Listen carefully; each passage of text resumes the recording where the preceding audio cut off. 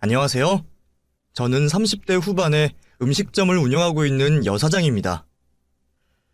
아직 어르신들이 보기에는 젊디 젊은 나이라고 생각하시겠지만 저도 나이를 먹어가는 걸 느끼고 있습니다. 친구들과 대화를 하고 있다 보면 과거에 있었던 기억이 어렴풋이 흐려지기도 하고 한참 동안 설명을 들어야 생각이 나기도 하네요. 그런데 다른 기억은 희미해지면서도 제일 잊고 싶은 기억은 바로 어제 겪은 일처럼 또렷하게 기억이 나는지 모르겠습니다. 바로 저희 이모와 관련된 제 이야기인데요. 어차피 쉽게 잊혀지지 않을 기억이라면 동네방네 욕이라도 실컷 하여 속이라도 시원하고 싶어서 이렇게 사연을 보내게 되었습니다. 왜 고모들보다 이모가 더 정겹고 정이 가는 단어라고 하던데 저에게 제 이모는 이 세상 가장 악랄한 사람이거든요. 그 사람과 얽힌 이야기를 해볼게요. 우선 제가 이모와 악연을 시작하게 된 시작점부터 설명해야 할 것 같네요. 저는 장사를 하시던 아버지와 평생 가정주부로 지내시던 부모님 밑에서 나고 자랐습니다. 동네에서 제법 소문이 나 있던 음식점을 하신 아버지는 가족들에게 더 나은 삶을 주고 싶으셨는지 욕심을 내시며 자신이 모르시던 사업에 뛰어드셨죠. 그런데 일이 틀어지면서 결국 운영하던 가게도 정리해야 할 만큼 상황이 안 좋아졌어요. 가정 형편은 곤두박질을 쳤습니다. 어떻게든 상황을 만회하고 싶으셨던 아버지는 주변 사람들이 빌려준 돈으로 일확천금의 또 다른 투자를 하셨어요. 하필 그때 아버지가 가장 믿고 의지하던 가장 친한 친구가 돈을 넣었다 하면 두세 배라며 꼬셨고 그 말에 넘어가게 되신 거죠. 하지만 사기였습니다. 아버지는 가장 친한 친구에게 속았다는 배신감과 모든 희망을 잃었다는 박탈감에 이제 고등학생이 된 저와 엄마를 남겨두고 잘못된 선택을 하셨죠. 아버지를 잃은 슬픔이 가시기 전에 엄마와 저는 살 방법을 구해야 했습니다. 정말 돈 10,000원 한 장 없었고 빚은 그에 비해 너무 많이 있었죠. 당장 지낼 곳을 걱정해야 했던 우리는 어린 시절 엄마가 키우다시피 했던 이모에게 찾아가 도움을 구하게 되었어요. 부잣집 이모부에게 시집을 가서 형편이 넉넉했던 이모는 당시 이모부가 지방에서 사업을 시작하시게 되며 저희가 지내도 될 법한 상황이셨거든요. 그런데 마당이 딸린 대골만한 집에 살던 이모는 자신을 찾아와 도움을 구하는 저희를 보고 표정이 싹 변했습니다. 곤란해하는 표정보다 귀찮고 짜증난다는 표정이었죠. 어린 저도 느꼈을 표정이니 엄마도 분명 이모의 얼굴을 보고 알아차렸을 거예요. 하지만 그때 저희에겐 도움을 구할 곳이 이모밖에 없었어요. 외할머니가 계시긴 했지만 먼 산골짜기에 형편도 넉넉하지 않았거든요. 결국 끝까지 답을 주지 않는 이모 집에서 나와 외할머니께 찾아간다 연락을 하게 되었는데 할머니께서는 불같이 화를 내시며 이모를 나무라셨습니다.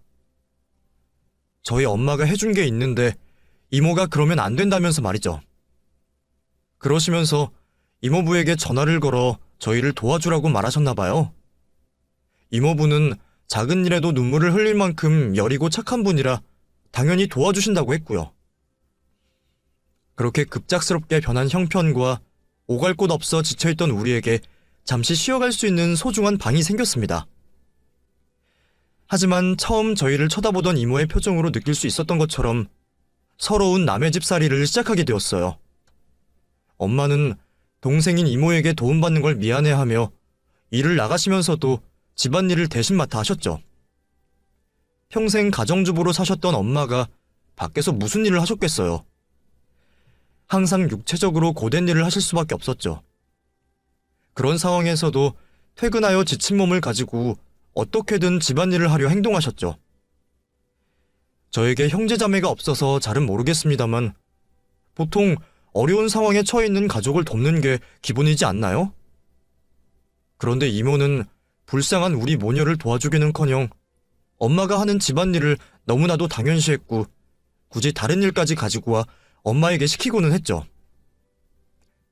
언니, 설거지 다 했으면 TV장 뒤에도 청소 좀 해줬으면 좋겠는데 원래 그이가 있을 때는 주기적으로 했는데 그이가 주말이나 되어서 올라오면 쉰다고 미뤄서 6개월 넘게 못했거든. 그리고 내일 휴일이니까 언니 쉬잖아. 그럼 마당에 있는 나무도 가지치게 해줘. 저거 사람 한 번 부르는데 돈이 너무 많이 들어. 내가 하자니 너무 위험하고 언니는 아마 쉽게 잘할 수 있을 거야. 물론 얹혀 사는 입장에서 저희 사는데 집중만 하면 안 되겠죠. 하지만 엄마나 저나 그 집에 머무는 생활비와 밥값을 하려고 집안의 작은 일, 큰일 도맡아서 하고 있었어요. 저도 뭐라도 해야 눈치가 덜 보일 것 같아 사촌동생들 공부를 가르치고 있었거든요. 그 당시만 해도 제 성적이 학교에서 전교 등수에 있다 보니 제가 먼저 생각해낸 밥값이었어요. 저 때문에 성적이 오르게 되어 이모는 아이들이 다니던 학원도 그만두게 하고 전적으로 저에게 모든 수업을 맡겼죠. 그 정도면 애들 학원비에 들어가는 돈을 아끼는 셈이었으니까 저도 제 몫을 다 하고 있는 거였어요. 거기다 집안일은 엄마가 다 하니 저희가 나타나 편해진 사람은 이모였죠. 맨날 집안일을 다 하는 저희를 믿고 자기는 밖에서 나가 놀았거든요. 그런데도 뭐가 마음에 들지 않는 건지 이모는 괜히 저희 모녀를 괴롭혔습니다. 저희 두 사람이 쓰던 멀쩡한 방을 갑자기 수리를 해야 한다며 반지하 창고로 옮겨 생활하게 했죠. 거기다 평소 눈치가 보이던 탓에 엄마나 저나 밥과 반찬 모두 많이 먹지도 않는데 저희가 같이 생활하게 된 이후 식비가 부쩍 많이 든다며 항상 큰 소리로 불만 섞인 혼잣말을 했습니다. 저희에게 맞든 안 맞든 자기가 실수로 잃어버린 물건은 우리 두 모녀가 훔쳐간 것이 되었고 일방적으로 도둑년 취급을 받아야 했죠. 그러다가도 지방에 있던 이모부가 주말을 맞아 올라와 생활하면 세상 착한 여자가 되어 우리를 알뜰히 챙기는 척을 했어요. 그 가식적인 모습에 화가 났지만 얹혀 사는 입장에서 할 수 있는 게 없었습니다. 그저 얼굴 한 번이라도 마주치지 않기를 바랄 뿐이었죠. 그런 이모가 이모부 몰래 바람을 피고 있다는 걸 제 두 눈으로 목격하게 되었어요. 몸이 좋지 않아 야자를 하다 조퇴를 하게 된 길에서 모텔을 나오고 있는 남자와 진한 스킨십을 하고 있는 이모를 보게 된 거죠. 그 모습을 엄마에게 솔직히 말했습니다. 저는 이모부에게 말을 해서 이모가 혼나도록 하자 졸랐지만 엄마는 그럴 생각이 없어 보였죠. 그래도 가만히 두고 볼 순 없는지 이모에게 가서 조카들이 듣지 못하게 조용히 자신의 생각을 전달하셨어요. 열심히 일하는 이모부와 애들을 생각해서라도 불륜남과 관계를 정리하라고 좋게 말씀을 하신 겁니다. 그런데 그 말에 생사람을 잡는다며 이모는 엄마에게 불같이 화를 냈습니다. 그리곤 찔리긴 했는지 자신의 비밀을 알고 있는 저희를 쫓아내려고 했죠. 일부러 물건을 버려서 저희가 훔쳤다고 몰아세웠던 걸 우연히 사촌동생이 목격을 하여 넘어간 적이 있었고 이제는 살만한 것 같은데 일부러 집에 붙어있는 것 같다면서 엄마와 제 통장을 뒤져보기도 했습니다. 저희는 또 당장 지낼 곳이 필요하다 보니 직접 은행에 가서 통장 잔고를 보여주기까지 하는 치욕적인 행동까지 했죠. 이모는 무슨 수를 써서라도 저희를 쫓아내고 싶었지만 뭐 하나 제대로 풀리지 않자 결국 이전부터 불만을 표하던 식비를 가지고 트집을 잡기 시작했어요. 말도 안 되는 가계부를 펼쳐놓고 계산기를 두들기는 이모 때문에 결국 집을 나가게 되었습니다. 사실 쫓겨난 거죠. 헤어지는 끝까지 난리였어요. 사업 망한 귀신 붙을지도 모른다며 저희가 나간 길에 팥과 소금까지 뿌렸죠. 이모의 외도 때문에 우리를 쫓아낸다는 걸 저와 엄마 모두 알고 있었습니다. 저는 이모부에게 말해서 아주 끝장을 내야겠다고 했지만 엄마는 이제 제 갈 길 가자며 저를 말렸죠. 당장에 몸을 뉘일 곳을 찾는 게 더 바빴기에 이모에 대한 복수는 뒤로 한 채 집을 구하러 다니게 되었습니다. 엄마가 가진 돈으로는 제대로 된 집을 구할 수가 없었어요. 우리가 가진 돈으로 구할 수 있는 방은 딱 우리 두 사람이 누우면 꽉 차는 한 칸짜리 원룸이었죠. 그래도 그것만으로 감사하게 생각하고 열심히 생활했습니다. 밤낮으로 고생하시는 엄마를 보고 돈을 버는 게 먼저라고 생각한 저는 수능을 마치자마자 바로 생계전선에 뛰어들었죠. 공부를 제법 잘하던 제가 학업을 마치는 걸 엄마는 가슴 아파하셨지만 당장 눈앞에 감당해야 하는 삶에 속으로 우시며 자책을 하셨죠. 매일 벌레가 들끓고 여름에는 온문을 열어놔도 덥고 겨울엔 아무리 옷을 껴입어도 추웠던 그 집을 빨리 탈출하고 싶었습니다. 고생하는 우리 엄마를 조금이라도 더 나은 집으로 옮겨드리고 싶었어요. 음식점 서빙 알바를 시작으로 여러 가게를 다니며 주방일까지 배웠던 저는 돈을 착실히 모아갔고 제가 성공할 수 있는 길은 장사밖에 없다고 생각했습니다. 도박이나 마찬가지인 생각이었지만 대학을 못 나오고 기술도 없는 제가 좀 더 나은 삶으로 가기 위한 유일한 길이라고 생각했죠. 그렇게 낡고 낡은 건물 한 귀퉁이에 가게를 열게 되었어요. 아주 작은 가게였지만 이 가게에서 꼭 성공을 하겠다는 일념 하나로 새벽부터 밤늦게까지 직접 음식 재료를 다듬으며 정성을 다해 운영했죠. 오시는 손님마다 음식 맛이 좋다고 단골이 되어주셨지만 초라하고 외진 곳에 있어서 그런지 가게 안으로 들어오시는 손님이 손에 꼽을 정도였습니다. 그러다 거리에 쓰러져 있는 아이를 가게로 데려와 돌봐주면서 가게까지 주목을 받게 되었습니다. 지역 소식란의 선행으로 저희 가게가 알려졌는데 그 소식이 신문을 타게 되면서 맛과 상관없이 손님들로 문전성시를 이루게 된 거예요. 그 일이 계기가 되었습니다. 제 선행에 대한 격려를 음식값으로 표현하시려고 가게로 오셨던 손님들께서 예상치 못한 음식 맛에 소문을 내주시기 시작하셨고 금방 선행 때문이 아닌 음식 맛을 보러 오시는 분들이 많아지셨죠. 정말 눈 뜨고 나 보니 가게가 잘 되고 있었습니다. 혼자로는 도저히 운영이 안 되어 일을 하시던 엄마를 가게에 데려와 가게를 꾸려갔고 계속 장사가 잘 되어가며 옆 가게를 인수하고 벽을 트면서 제법 큰 식당이 되었죠. 그렇게 몇 년간 정신없이 장사에만 몰두하여 살다 보니 제법 성공한 음식가게 여사장이 되어 있었습니다. 그런데 저희가 생각하는 것보다 소문은 더 멀리 퍼졌던 것 같아요. 어느 날 잊고 지냈던 존재에게 연락이 온 거죠. 이모였습니다. 저희가 이모 집에서 쫓겨나고 얼마 되지 않아 외할머니께서 돌아가시면서 언 10년 동안 단 한 번의 교류를 하지 않고 지내던 이모에게 연락이 온 거죠. 제가 전화를 받았는데 저를 확인하곤 이번에도 역시 경우 없게 말을 했죠. 너희 엄마랑 너는 어쩜 없을 때나 성공했을 때나 똑같니? 사람들이 염치가 없어. 너희 성공해서 그 동네 돈 다 긁어모으고 있다며. 그러면 어렸을 때 생각을 해서 제일 고마운 사람에게 은혜 갚을 생각을 먼저 해야지. 내가 먼저 연락하게 만드니? 그때 은혜 안 잊었지? 소문으로는 떼부자라고 하던데. 돈 좀 있니? 저희 떼부자도 아니고요. 이모와는 더 할 말도 없어요.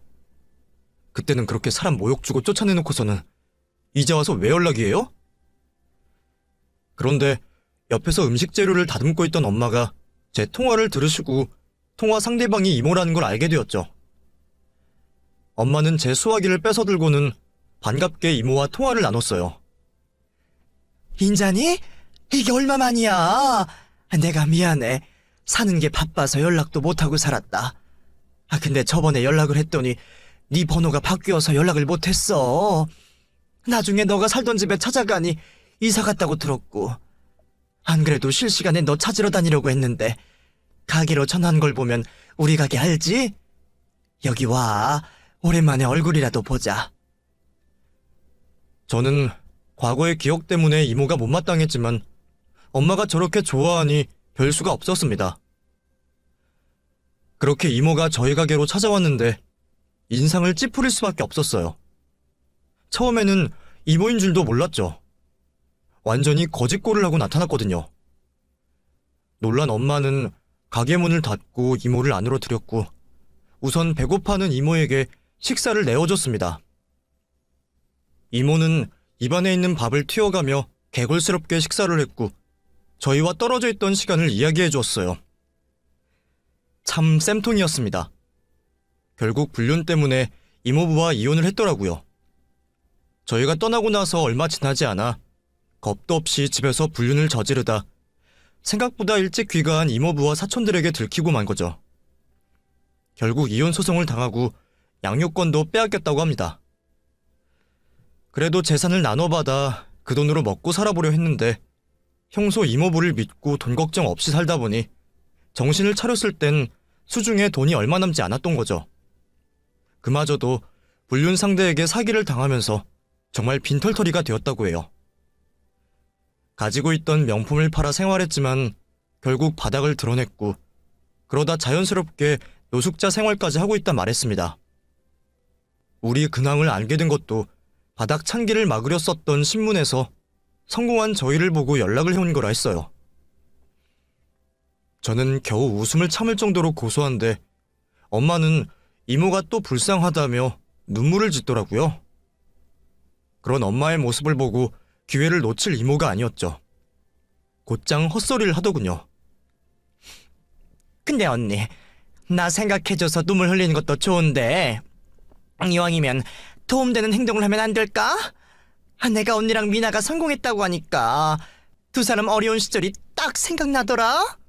그때 내가 없었으면 언니나 미나가 이런 가게를 차릴 수 있겠어? 지금도 당장 내일 살기 바쁘지. 미나에게 전화로 말했지만 나한테 받은 은혜 갚아야 하지 않겠어? 족보 없는 똥개도 밥 한 톨 주면 꼬리를 흔드는데 사람이라면 몇 배로 갚을 줄 알아야지. 말 같지도 않은 소리에 화가 났습니다. 우리가 당한 일들도 은혜에 포함되냐고 따져 묻고 싶었죠. 이모에게 한 소리를 하려고 했는데 이를 눈치챈 엄마가 저를 말렸어요.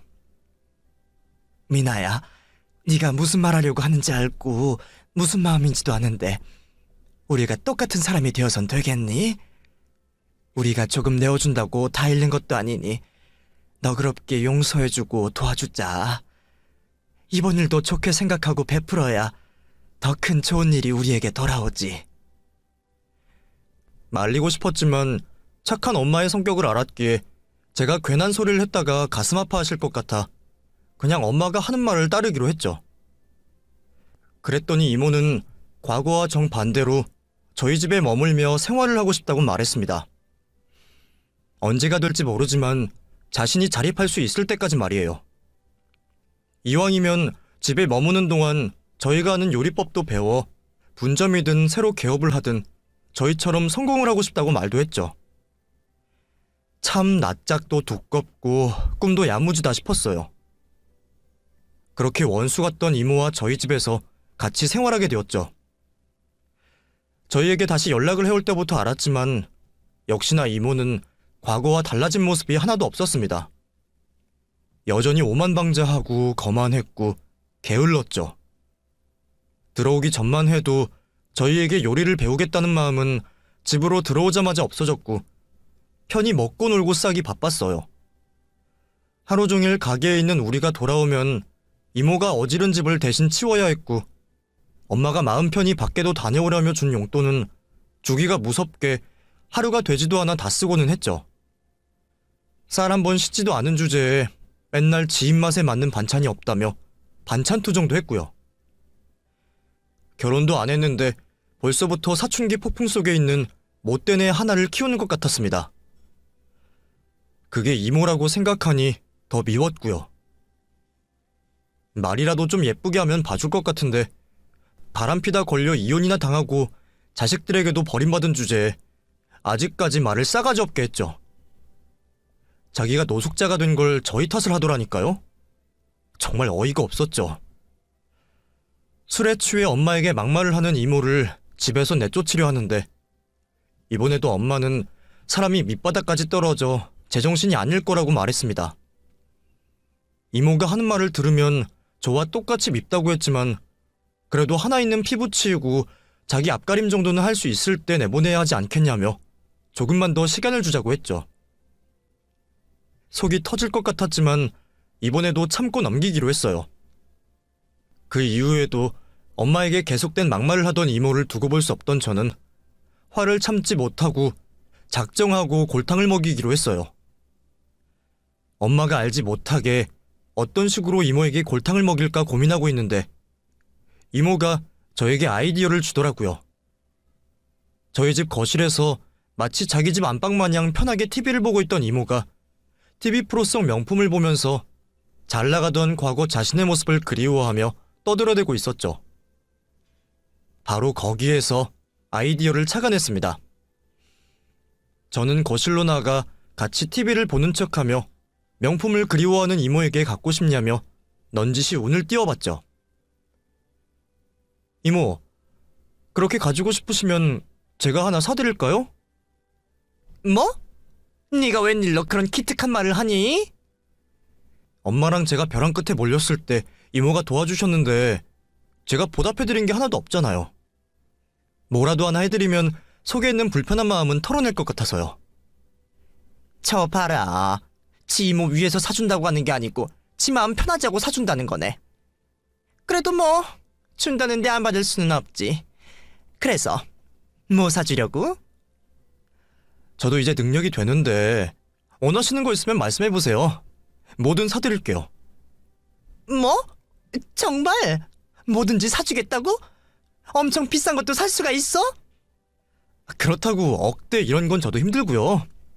이모가 생각하시기에도 적당한 걸로 고르시면 제가 선물해드릴게요. 말 나왔는데 앉아서 이러지 말고 지금 당장 명품관 가서 둘러보시다 마음에 드는 걸로 구매해요. 요즘 명품 매장 웨이팅이 많아서 지금 가도 다 못 둘러볼 수도 있어요. 그래, 네가 또 딴소리 하기 전에 바로 가자. 안 그래도 TV 보면서 옛날 생각나서 미치겠던데.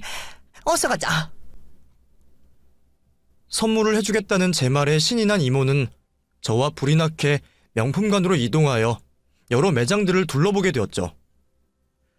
성질 급한 이모는 다른 매장을 보기도 전에 전부터 구매하고 싶던 제품이라며 선물을 선택했지만 저는 조금 더 이모에게 헛바람을 넣기 위해서 천천히 여러 매장을 돌아다녔어요. 그러면서 저에게 찔러보듯 점점 더 비싼 제품을 고르는 이모에게 가격에 상관없이 원하는 제품을 선택해라 했죠. 이모는 잔뜩 신이 나 있었습니다. 오랜만에 입장한 명품관에서 과거 넘치던 허영심이 폭발을 하여 얼굴까지 달아올라 있었죠. 그러다 한 매장에서 원하는 제품을 고르게 되었어요. 재고가 몇 점 없는 상황이라 빨리 구매해야 한다며 저를 재촉하는 이모에게 오케이 사인을 보냈죠. 그리곤 제 계획을 시작했습니다. 이모, 저 아까 먹은 밥이 잘못된 것 같은데 우선 화장실 좀 다녀올게요. 계산하기 직전인데? 계산만 하고 가. 너무 급해요. 좀 기다리기 뭐 하시면 가방에 달고 다닐 백참이나 스카프라도 고르고 계세요. 그것도 선물로 해드릴게요. 그래? 알았다. 천천히 다녀와라. 이게 무슨 횡재야? 제가 도망이라도 갈까 붙잡던 이모는 다른 선물도 해준다는 말에 신이 나 매장 안에 있는 액세서리를 둘러보러 갔고 저는 그때를 틈타 미리 식사 약속이 있던 엄마를 만나러 명품관을 떠났죠. 엄마와 즐거운 시간을 보내는 동안 매장에서 망신을 당하고 있을 이모 생각에 웃음이 절로 났습니다. 휴대폰도 없어 혼자 발을 동동 구르다 쫓겨나던 매장에서 나왔을 이모를 생각하니 속이 다 시원했죠. 곁에 있는 엄마에게 이 웃긴 얘기를 해주고 싶은데 그럴 수 없다는 게 너무 안타까울 정도였어요. 그렇게 엄마와 데이트를 즐기고 돌아왔더니 이모가 저를 째려보며 소파에 앉아 있었습니다. 엄만 홀로 식사를 못했을 이모를 챙긴다고 부엌으로 갔고 저는 이제 막 생각이 난 것처럼 이모에게 죄송한 척 연기를 했죠. 맞다. 이모. 저 기다리셨죠? 죄송해요. 제가 용변을보다 급한 연락을 받았거든요. 저도 일이 다 해결되고 나서 이모 생각이 나서 연락을 하려고 했는데 생각해보니 이모가 휴대폰이 없는 거예요. 혹시 지금까지 있을까 싶어 매장으로 찾아갔더니 안 계시더라고요. 죄송해요. 급한 약속? 일부러 나 골탕 먹이려고 한 건 아니고? 누가 방금 전 일까지 까먹고 사람을 버리고 도망을 가니? 정말 급한 일이라 그랬어요. 제 친구한테 전화해보세요. 진짜 죄송해요. 그리고 이모가 저랑 엄마께 해주신 게 있는데 골탕을 먹이긴 왜 먹여요. 제가 다음 휴무 때는 꼭 사드릴게요. 그러니 화 푸세요. 이모는 거짓 용서를 구하는 저를 의심쩍어 했지만 그렇다고 명품 선물을 포기할 수도 없었죠. 꼭 사주겠다는 손가락 약속을 걸고 그날의 일은 마무리가 되었습니다. 그리고 딱 일주일 후 또다시 이모와 함께 명품관에 들리게 되었죠. 다행히도 저번에 구매하려던 제품이 나가던 바람에 한 번 더 명품관 여러 브랜드의 매장을 돌아다니게 되었습니다. 또 제가 자신을 잊고 도망이라도 갈까 싶어 저를 철통같이 감시하던 이모 때문에 원래 하려던 계획은 틀어졌어요. 하지만 저는 그것 또한 예상하고 있었고 또 하나의 이벤트를 준비했었죠. 이모, 어떻게 하죠? 저 또 일이 생겨서 가봐야 할 것 같은데. 진짜 죄송한데 우리 다음 주에 꼭 같이 와서 사요. 뭐? 너 정말 왜 이러니? 사주기 싫으면 싫다고 말을 하지 왜 사람을 놀려? 이제 와서 가격 보니까 나한테 선물하기가 아까워? 아니에요. 정말 급해서 그런 건데. 그러면 제가 여기 카드 드리고 갈게요. 혹시 모르니까 이거 여기 카드사별로 드렸으니까 한도 모자라고는 안 되는 거 있으면 다른 카드로 결제하세요. 이러면 됐죠? 웬만하면 꼭 제가 직접 결제하고 선물로 건네드리고 싶었는데 상황이 어쩔 수 없어서 그러니 이해해주세요. 아휴, 너도 참. 선물이 꼭 직접 전달해야 선물이니? 마음만으로 다 느껴지는 거지. 괜히 서둘러 가면 사고 나니까 조심해서 가. 내가 딱 하나만 사고 집에 가서 카드는 안전하게 돌려주마. 그렇게 카드만 이모에게 쥐어주고 나서 저는 곧장 집으로 향했습니다.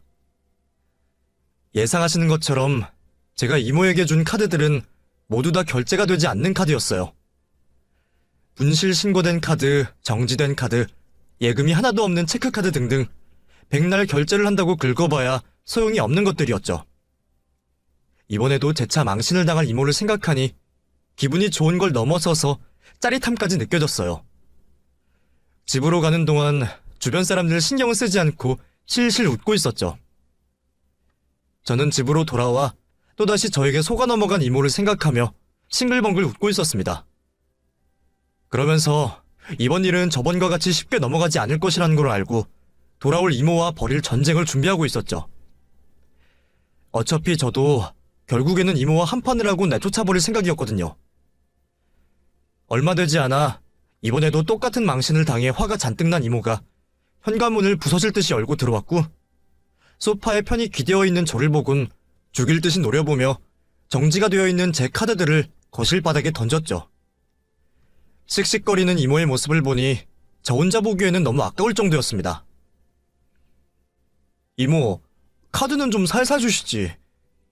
쇼핑은 잘하고 오셨어요? 그런데 왜 쇼핑백이 안 보여요? 아, 대기 상품이라 예약 걸어 놓으셨구나. 어떤 거 사셨어요? 뭐? 내가 사긴 뭘 사? 내가 네가 준 카드 때문에 또 얼마나 개망신을 당한지 알아? 네가 준 카드가 다 정지된 카드라 내가 개망신을 당했다고. 그 매장에서는 이번에도 또 똑같은 년이 와서 진상짓 부렸다고 생각할 거 아니야. 이제 내가 돈이 있어도 거길 어떻게 가겠니? 자기들끼리 수근거리던데. 너 저번에 나 버리고 도망간 것도 그렇고 이번에도 정지된 카드 준 것도 일부러 그런 거지. 네가 나 망신 주려고 아주 작정한 거 아니야.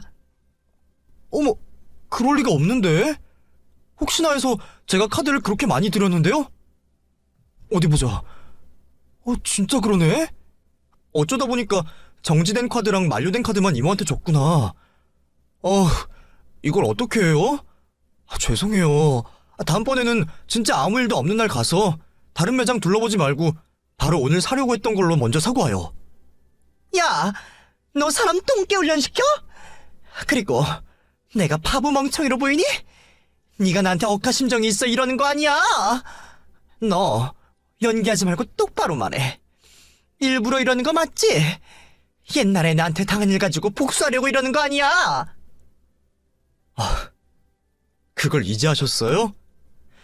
노숙자 생활했다고 하길래 눈치는 빠를 줄 알았는데 이렇게 바보같이 2번이나 속아 넘어갈 줄은 저도 몰랐네요. 덕분에 좋은 구경했어요. 근데 이번에도 조용히 아무 말 없이 넘어간다고 약속하면 제가 진짜로 이모가 사고 싶어하는 명품 사줄게요. 어때요? 자존심 한번 밟히면 생기는 명품인데 욕심나지 않아요? 뭐?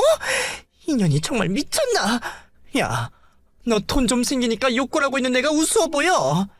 10년 전 너네 꼴이 더 웃었던 건 알아? 이 미친년. 그래, 지금 언니가 없어서 네가 기고만장한 것 같은데 언니 와서도 똑같이 나한테 대들 수 있나 한번 두고 보자. 웃기시네. 내가 지금 당장 내쫓을 건데 우리 엄마를 왜 봐요?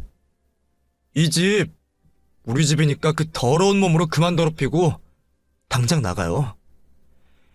내가 당신이 우리 모녀에게 한 짓들을 생각하면 화가 풀 때까지 때리고 싶은데 우리 엄마 봐서 내가 곱게 보내주려고 하는 거니까 이 정도로 끝나는 걸 다행으로 생각해요. 뭐? 이 배은망덕한 년. 오도 가도 못하는 거짓년들 채워주고 입혀주고 먹여줬더니 그 은혜를 이렇게 갚아. 뭐? 은혜? 당신이 우리 모녀에게 무슨 은혜를 줬는데? 우리가 당신처럼 민폐 끼치고 공짜로 그 집에서 있었어? 우리 엄마가 당신네 집안일 다 했던 건 기억이 안 나? 우리 엄마 출근하기 전에 당신네 아침밥 차리고 빨래 돌려놓고 퇴근해서는 밀린 설거지에 청소 그리고 저녁밥과 살림 정리까지 전부 다 했어. 너는 그것도 충분하지 못한지 네가 사람 써서 해야 할 일도 우리 엄마한테 하라고 시켰잖아. 너는 손 하나 까딱하지 않고 나는 놀았어? 사촌 동생들에게 들어가는 학원비라도 아끼라고 내가 대신 과외도 시켜주면서 애들도 돌보고 간 건 기억이 안 나? 그렇게 했는데도 당신은 맨날 우리한테 눈칫밥이나 주고 뭐 하나 만지면 깨진다 부서진다 난리 부르스를 쳤지. 그것뿐이야? 눈치 보여서 비싼 반찬은 입도 안 댔는데 반찬 축 낸다고 뭐라 하고 편하게 쉬는 꼴 보기 싫어서 멀쩡한 반 수리한다고 반지하로 내려보냈지. 그러다 당신이 벌인 불륜에 대해서 엄마가 옳은 소리 한번 했다고 우리 모녀 괜한 꼬투리 잡아서 쫓아낸 거 아니야. 그런데도 우리 착한 엄마는 어려울 때 도와준 건 도와준 거라고 그 집 꼴하고 있는 당신을 우리 집에 데려다 놓았어. 그리고 집을 개판 5분 전으로 만들어놔도 아무 말 없이 놔뒀다고. 행여 당신이 남의 집살이 한다고 눈치라도 볼까봐. 그러면 입 닫고 감사히 여길 것이지. 예전에 하던 버릇 못 고치고 사람을 또 무시하고 깔봐. 헛소리 짓거리고. 옛날에야 내가 돈이 없고 능력 없어서 가만히 있었는데 지금은 뭐 하나 빠지는 게 없이 있거든? 그러니까 내가 하고 싶은 대로 할 거야. 더는 못 참겠으니까 당장 우리 집에서 나가라고. 뭐? 이게 돈 좀 생겼다고 우쭐하기는. 야, 나 못 나가. 아니, 안 나가. 니깟 년이 나를 어떻게 생각하고 무슨 원한을 가지고 있든 우리 언니가 나보고 여기 있으라 했는데 내가 왜 나가? 나가려거든. 네가 독립해서 나가. 나는 언니 옆에 붙어있을 거니까. 그리고 오늘 네가 한 짓 나도 평생 안 잊어버리고 너 괴롭힐 거야. 알아? 내 옆에 언니가 있는데 네가 오늘같이 행동할 수 있는지 한번 보자고. 뻔뻔한 이모는 이제도 내려놓을 자존심도 없는지 대놓고 자신을 쫓아내겠다는 저에게 죽어도 이 집에서 한 발자국도 떼지 않겠다는 말을 해왔습니다. 이후 우리의 집에서 이모를 쫓아내려는 저와 어떻게든 버티고 눌러앉으려는 이모 간의 육탄전이 벌어졌고 한동안 대치하게 되었죠. 그러던 사이 밖에서 일을 보셨던 엄마가 집으로 들어오셨어요. 들어오자마자 눈앞에 펼쳐진 저와 이모 간의 실랑이에 엄마는 놀라 급히 저희 둘을 떼어놓고 중재를 하셨죠. 미나야, 너 지금 이모한테 뭐 하는 짓이야? 어디 이모한테 손을 대고 그래? 엄마, 이 여자 아직도 정신 못 차렸어. 우리가 자기네 집에 살 때 했던 못된 짓은 기억도 못하고 고작 반지하 창고에서 지내게 해준 걸 가지고 우리가 자기한테 큰 은혜를 빚졌다고 생각한다고. 엄마도 저 여자 우리 집에 들어와서 말하고 행동하는 거 전부 봤잖아. 그런데 어떻게 우리 집에 생활하게 놔둬? 우리도 봐줄 만큼 봐줬고 할 만큼 했어. 더는 엄마한테 막대하는 거 못 참아. 어휴, 저년 말하는 것 좀 봐라. 언니, 도대체 애를 어떻게 키운 거요? 아무리 살기 바빠서 자식 교육이 뒷전이었다고 하지만 처녀는 어떻게 기본적인 예절도 없어? 나보고 이 집 나가라면서 뭐라 하는 줄 알아? 당신이곤 년이래. 아무리 내가 밑바닥 가장 낮은 곳까지 떨어졌다고 하지만 조카한테까지 이런 개무시를 당해야 하는 거야? 언니도 눈이 있고 귀가 있으면 말 좀 해봐. 미안하다, 인자야. 미나가 가게 일이 바쁘다 보니까 스트레스가 쌓여서 잠깐 감정을 주체 못한 것 같다. 내가 대신 사과할 테니까 화 풀어. 무슨 스트레스야? 감정 주체 못하는 사람이 2번이나 계획해서 나한테 명품 사준다고 거짓말하고 망신까지 주겠어? 미나 저거 저렇게 미친 짓 하는 거 다 유전 아니야? 형부도 자기 혼자 별지랄 다 하다가 결국 지성질 못 이겨서 죽은 거 아니야? 쟤도 형부 피 이어받아서 또라이 된 거 아니냐고. 그래, 맞아, 그거야. 아무리 애비 없고 지엄마가 바빠서 인성교육을 못 시켰다고 해도 정상적인 사람이면 이런 짓을 못하지. 저거 더러운 피를 이어받아서 저런 거야. 어떻게 저런 막말을 하나 싶었어요. 욕하려면 저를 가지고 욕하면 될 걸 아무 죄 없는 아빠를 들먹이다니. 엄마는 이모가 하는 말에 충격을 받아 자리에 멈춘 듯 서 계셨죠. 그 모습을 보니 저도 아주 막 나가자 했습니다. 그럼 당신은 머리통이 정상인 것 같아? 그래서 바람피다가 그 착한 이모부에게 이혼당하고 요 모양 요꼴로 살고 있어. 인연이 정상이면 연성이 현성이가 엄마를 찾겠지. 자식이 부모를 찾지 않는 것만 봐도 당신이 얼마나 엉망인지 알 수 있는 대목이잖아. 왜 그때 바람피던 상대라도 찾아가서 받아주라고 하지 그래? 그 사람도 당신을 사랑했겠어? 정신 나가고 해픈 여자니까 자기 욕망 채우려 이용한 거지. 더럽고 역겨우니까 얼른 우리 집에서 꺼져. 뭐? 인연이 정말 보자보자하니까. 제가 이모의 아픈 구석을 찔러버리자 이모는 미쳐 날뛰었습니다. 그리고는 저에게 폭행을 하려고 했죠. 이모의 날라오는 팔을 제가 낚아채려는 순간 이모의 팔이 저에게 다가오기 전에 멈췄어요. 날라오던 이모의 팔을 잡고 있던 사람은 다름 아닌 엄마였습니다. 이모도 그런 모습은 예상하지 못했는지 놀란 표정을 짓고 있을 때 엄마가 이모의 팔을 뒤로 확 꺾으며 패대기를 쳤어요. 저도 처음 보는 엄마의 모습에 너무 놀라 정지가 된 상태로 그 광경을 지켜만 보았죠. 엄만 바닥에 쓰러져 있는 이모에게 다가가서는 처음으로 고성을 지르며 이모를 호되게 혼을 냈습니다. 김인자, 너 도대체 어디까지 선 넘으려고 그래? 언니가 지금까지 봐주니까 막 나가도 된다고 생각한 거야? 감히 내 딸에게 손을 올려? 네가 그 손 놀리고도 무사할 줄 알았어? 내가 내 딸이 눈앞에서 맞는 걸 가만히 보고 있을 줄 알았냐고? 그리고 네 형부를 감히 더럽혀 바람피다 이혼당하고 자식들에게 버림받은 년이 입에 올릴 수 있는 사람으로 보여? 이 정신없는 년이 내가 동생이라고 봐주고 있으니까 밑도 끝도 없이 기어오르지. 이 미친년, 똥물에 튀겨 죽일 년, 정신 나간 년. 너 내가 동생이라고 평생 참았는데 오늘부로 우리 연도 여기서 끝내자. 그 전에 우리 모녀에게 한 짓거리를 정리 좀 하고. 언니, 왜 이래? 언니 이런 사람 아니잖아. 언니마저 돈 생겼다고 불쌍한 동생 무시하고 그런 거야? 뭐? 인연이 지금까지 내가 한 말을 뭐로 들은 거야? 이젠 네 언니 안 하겠다고. 엄마도 돌아가신 마당에 너 같은 년 더는 내 가족으로 용납 못 하겠다고. 치료비랑 옷값은 줄 테니 오늘 아주 먼지 나도록 맞아보자. 생전 처음으로 엄마 입에서 욕설이 나왔고 항상 순한 양처럼 지내던 엄마가 돌변을 하여 이모를 쥐잡듯 잡고 있었습니다. 저도 방금 전까지 이모와 육탄전을 벌이며 대치를 하고 있어서 이모의 힘이 보통이 아니라는 걸 알았는데 엄마는 그런 힘을 가진 이모를 가벼운 종이장 마냥 잡아 뒤흔들고 있었어요. 비등비등하면 제가 가서 말리기라도 할 텐데 너무나도 압도적으로 이모를 몰아세우고 있는 엄마를 보며 그냥 넋을 놓은 채 구경만 하게 되었죠. 웃기게 들릴지 모르겠지만 저는 엄마의 강한 모습이 좀 짠해 보였어요. 제가 어릴 때만 해도 여리여리한 가정주부이셨는데 아버지께서 돌아가시고 나서 홀로 절 먹여 살리고 키우시느라 저렇게 변하셨구나 싶었죠.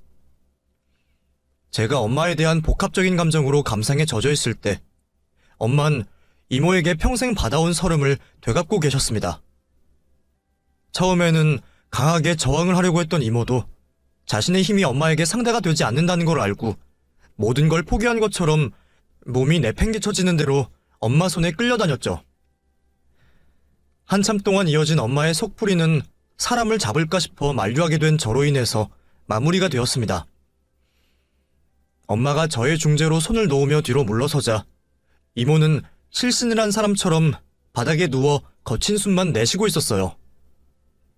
그 모습에 오히려 제가 놀라 병원이라도 보내야 하는 건지 싶었는데 이모에게 마음이 돌아선 엄마가 아주 냉정하게 말씀하시더군요. 미나야, 관심 가져주지 말아라. 네가 괜찮을까 관심 가져주면 괜히 오버해서 더 난리일 거다. 야, 김인자, 너 내가 물 한 잔 줄 테니까 그것만 마시고 곧장 이 집에서 나가. 아니면 똑같은 방법으로 한 번 더 본때를 보여줄라니까. 그 말에 움찔했던 이모는 다른 말 하나 없이 우리 집을 자기 발로 걸어나가 떠났습니다. 엄마의 처음 보는 모습에 걱정이 되었던 저는 곁으로 다가가 꽉 안아주었고 엄마도 저를 아무 말 없이 안아주었어요. 우리 모녀 서로 아무 말도 하지 않았지만 같이 겪어온 삶을 알았기에 모든 걸 알 수 있었습니다. 할 수만 있다면 이모와 관련된 안 좋은 기억을 다 지우고 싶었지만 그건 사람 마음 먹은 대로 되는 일이 아니었습니다. 할 수 있는 거라곤 열심히 일에 몰두하여 지우고 싶은 기억을 떠올리지 않는 것이었죠. 그렇게 엄마와 함께 다시 평범한 일상으로 돌아와 이전보다 더 열심히 가게 일을 했어요.